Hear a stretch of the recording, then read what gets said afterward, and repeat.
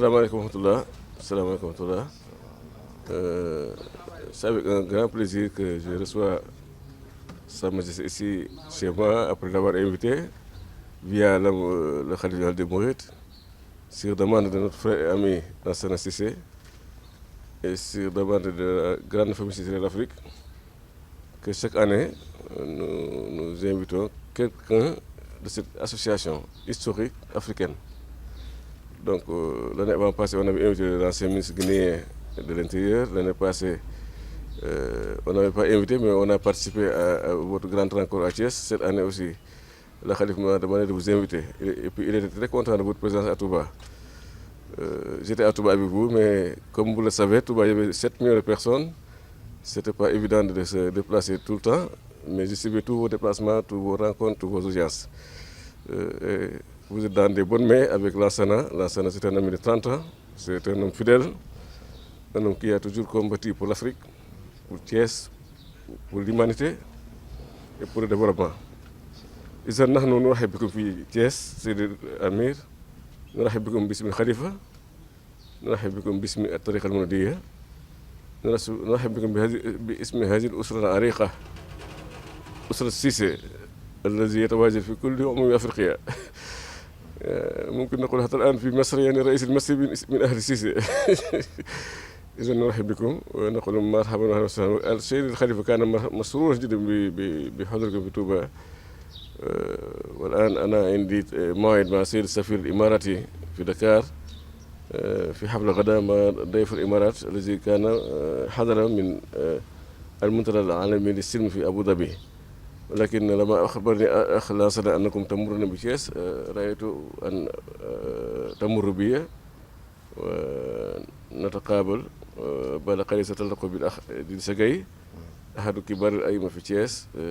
إذن أقول لكم أهلا ومرحبا وسهلا باسمكم وباسم الأخوة المرافقين لكم وباسم الأخ لاسنا وباسم كل الأخوة في طوبى وغيرها.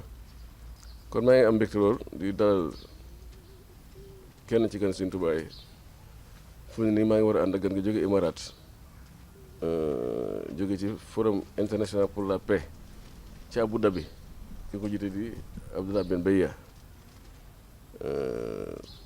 ñëwoon Tuubaa tey ambassadeur Imarat invité ko añ moo war fa ànd ak moom fu ne nii ñu ngi xaar fa 13h incha allah suñu fa jógee ko aéroport waaye Lansana day kenn ci man ab diggante su ma tee fanweeri at rek lépp rafet na. te avant famille Cissé bi dem association moom fekkoon na muy jàmbaar ci Thiès di ko am taxawaay ku am yitte ku bëgg ñu baax ñëpp ku yaatal léegi laa koy wax ci arab ni bu ngeen jógee fii yéen a dem ci El Hadj Idrissa Gueye te xam naa ne bu calendrier bi yaatu woon sax da ngeen dem fépp Thiès ndax moom dafa am ak ñëpp jàmm. di remercier sama jigéen ñu baax ñi ngi àndal di remercier la grande famille Cissé ci Afrique wax naa ko léegi ci arab nee leen famille Cissé moom maanaam moo ko famille Tall ñoo yem. maanaam amul benn réew bu may dem ci Afrique te amul famille ku tudd sant Cissé fi ma wax ak yéen sax ku jiite Égypte sax Cissé la sant donc loolu yàlla mooy yaatale noonu. soxna ñëw na ci fi ngeen toog dafa naaj avancé leen seen siège tuuti ñëw na ci kër gi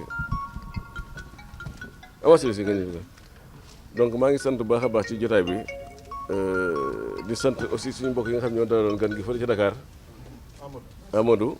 di ko xamal ni aussi Sëriñ Mountakha kontaan na sa ñëw Sëriñ Mountakha bëgg na sa teewaay Touba gépp bëgg nañ sa teewaay waaw sëñ Cheikh na Alaaji Bara aussi bëgg na sa teewaay chaque jour damay transférer Lansana les photos et les vidéos de votre séjour à Touba. Donc je vous suivrai de tout près donc ñu ngeen sant bu baax waaye di ñaanal nag Sëriñ Mountakha di ñaanal si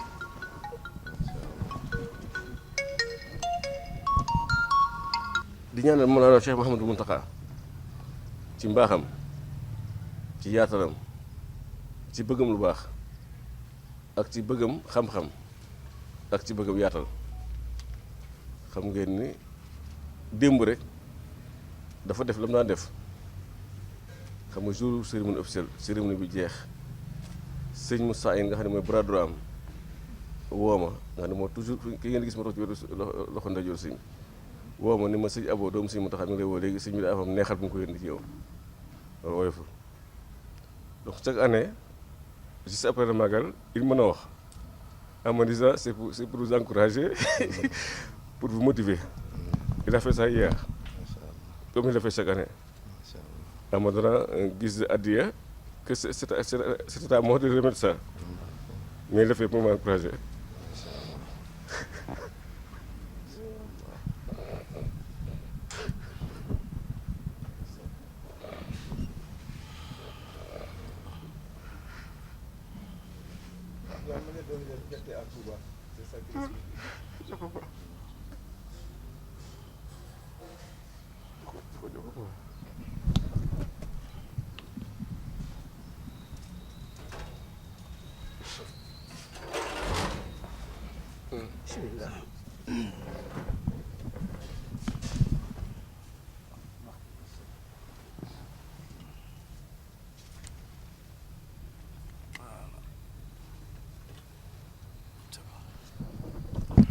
Masha Allah. Alhamdulillah. Auzu billahi minash-shaytanir rajim. Bismillahir rahmanir rahim. Alhamdulillahi rabbil alamin. Wassalatu wassalamu ala rasulillah. Assalamu alaikum wa rahmatullah. Bonjour à tous. Majesté Seydou Issa Al-Fayzé Mansa Cissé Premier. Je suis là sur votre invitation, Cheikh Akarmakallah. Ça me fait aujourd'hui 7 jours que je suis au Sénégal. Le vendredi passé, on a fait la prière du vendredi à Thiès. On a continué sur Touba. J'ai eu l'opportunité d'être reçu par les califes, Muntaka, Akarmakallah. On a séjourné là-bas jusqu'à la fin des festivités. Je suis rentré à Dakar pour voir la famille, une partie de la famille qui est là-bas. Donc aujourd'hui, nous voilà ici. C'est pour rendre une visite de courtoisie et vous remercier pour l'invitation qui nous a été faite. Et puis vous remercier de toute la considération que vous avez pour la grande famille Cissé. Vraiment, en quelques mots, c'est ça aujourd'hui ma rencontre avec vous. Merci beaucoup et merci vraiment pour tout ce que vous faites pour la famille Cissé. Juste que c'était pour un passage bref pour remercier le Cheikh Ahmed Saloum Dieng qui a bien voulu nous recevoir, mais aussi chaque année qui a voulu donner à la famille Cissé donc une invitation pour le Grand Magal de Touba. Et aujourd'hui nous avons le Mansa Premier, le roi des Cissé, qui vient d'être juste intronisé, ça fait une semaine. Et son premier voyage international, c'est le Sénégal. Son premier voyage international, c'est Touba. Et donc dans cette ville sainte. Tout ce qu'on peut dire aujourd'hui, il a bien commencé donc sa magistère.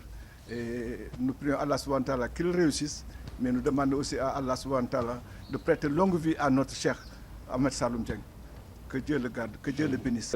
Aladji Idrissa Gueye, le plus grand imam de Thiès, qui vous attend, qui est un voisin à Lansana Cissé, et puis qui a construit beaucoup de dara, et puis qui fait le tour du monde.